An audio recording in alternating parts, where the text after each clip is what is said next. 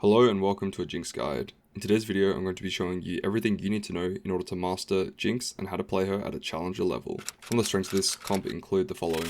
You can roll on 7 for this board, whereas other people have to 4 to it and play the 4-cost lottery, you get guaranteed power spike.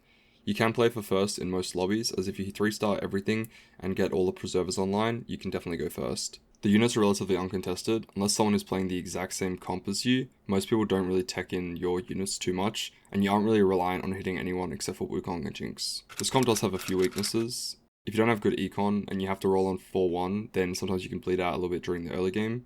The items are pretty specific, so you can't really hard force this comp unless you get the right items at the opener. This comp does sometimes struggle into the melee matchups because they can either wrap towards your backline or sometimes the Akali can jump directly onto your Jinx, so you need to make sure you're positioning well. This is the core of the board. The board relies on the preservers to keep Wukong alive, whilst Jinx scales up with her Rage Blade. This is technically a stall board, as if you 3-star everything, you will always have enough damage to get through any frontline eventually, as long as your Wukong survives.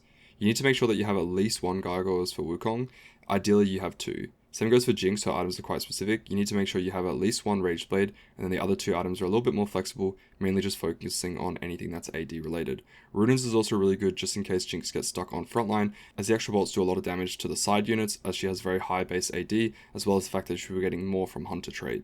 You want Olaf to be the duo carry, but usually he can just get random items, or a TG is fine on him as well. Any extra leftover support items can just go into your Rakan, as if you hit Rakan 2, he is quite a good secondary tank. The best augments for this comp include the following. Component Buffet and Pandora's in order to get best in slot because the items are very specific. Cap 5 and all that shimmers just to guarantee that you either get a +1 Jinx item or a +1 Wukong item. If you don't get any of these, you can take some econ options such as March of Progress, Team Building, Pandora's Bents, and there's a couple of other options. Anything that's just going to help you get those 3 stars. Those are just the options at 2-1, however moving into 3-2 and 4-2, you want to be picking up more combat related augments such as Support Golem because it's very hard to miss on the one that you want. Hunting Frenzy is pretty much good at all stages of the game. Of course, Spin to Win at 3-2 guarantees you an extra 2 copies of Wukong, so that fits very well into this comp, and then any generic 4-2 combat augments such as Inspiring Epitaph, Item Collector, or anything like that is good. In the early game, you want to make sure that you're holding on to upgraded units which can replace Wukong or Jinx until you get access to them. For example, Blitzcrank holds on to Wukong's items really well. Not only is he one of the best tanks in Stage 2, but he also pairs nicely with Kog'Maw, which makes the transition a lot easier.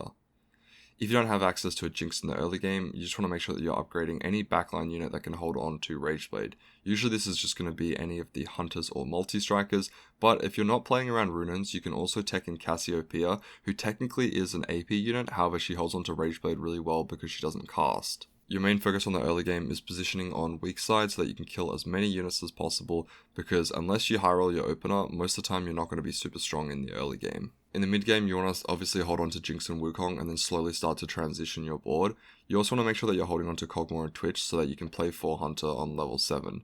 You don't necessarily have to end the game on 4 Hunter, however it will be your strongest board on level 7 most of the time before you get access to the legendaries. If you're in an Econ Galaxy or you're very rich due to augments, you want to make sure you're level 7 on 3-5 and do your roll down there.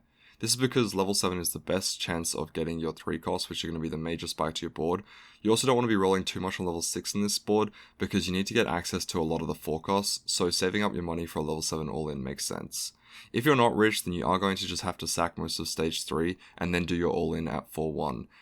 However, this comp is only a win-out comp once you hit your 3 stars. For this reason alone, try not to hard force this comp by all-inning at 4-1 with low HP. Instead, you only want to lean into this comp when you've already naturaled a lot of the units. You have strong HP, strong econ, and strong tempo. In the late game, you want to make sure that you're building up your econ again, and then just slow rolling above 50 gold until you hit Jinx 3, Wukong 3.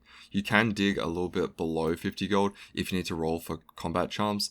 This is because winning a few rounds and saving HP is worth more than maintaining 50 gold at all times. Once you get close to Jinx 3 and Wukong 3, you can all in and drop well below 50 gold. You can go all the way down to 10 gold if you have to.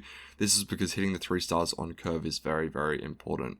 Once you've hit the 3 stars, you can build your econ back up and then try to go level 8 early in stage 5. Once you're level 8 on stage 5, you just want to be rolling for combat charms pretty much every turn that you need to. We don't want to roll too deep on stage 5 as we've already hit most of the board. You just want to roll until you get a combat charm every turn, and then if you get a lot of pairs, you can roll back down to upgrade some of the 4 costs, or even hit some of the legendaries. Up until now, you've probably been playing around 4 Hunter, however you can drop out of Kog'Maw and Twitch if you get access to units such as Morgana, Milio, Nora, and Diana. You can pair Yuumi to Wukong if you think you need more frontline, or you can pair it to Jinx if you think you need more damage. Morgana obviously giving Preserver is just a good unit, and Milio completes the synergies with both Rakan and Bard. Diana will give you Frost, as once you replace Twitch, Diana is just a better unit. You can even play Camille for Chrono if you want to. So this board just caps super high if you can eventually make it to 9 and 2-star all of these additional legendaries. However, this usually only happens when you have access to options like Mogul's Mail. As far as positioning goes, just center your Wukong and then move all of the units to the back 2 rows. This way, Wukong will always get maximum Gargoyles value. Just keep in mind that if you do this and then position all of your units on the right side, you can get wrapped.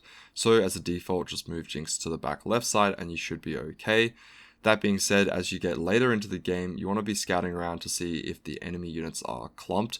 This way you can just move Wukong 1 to the left or 1 to the right to just guarantee that the units will never wrap on towards your backside. If you're playing around Hunter +1, then you can cap this board with 6 Hunter as it's one of Jinx's best synergies, and that's a perfectly fine way to avoid playing around the legendaries if you're quite far away from them.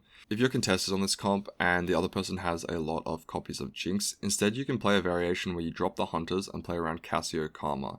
This is because True Bis for Jinx is double Rageblade GS, and it just so happens that True Bis for Cassiopeia 3 is also double Rageblade GS. You are still going to be rolling on 7, however the advantage of playing around Cassio is that you can roll a little bit on 3-2, level 6, and just 2-star her to stabilize.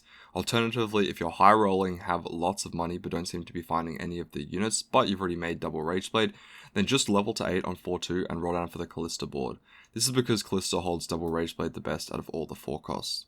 And that is the end of the video. I hope you guys did enjoy learning about Preserver Jinx. If you want to see more videos like this, then make sure to subscribe. That's all for today. Thank you guys so much for watching, and I look forward to seeing you in the next one.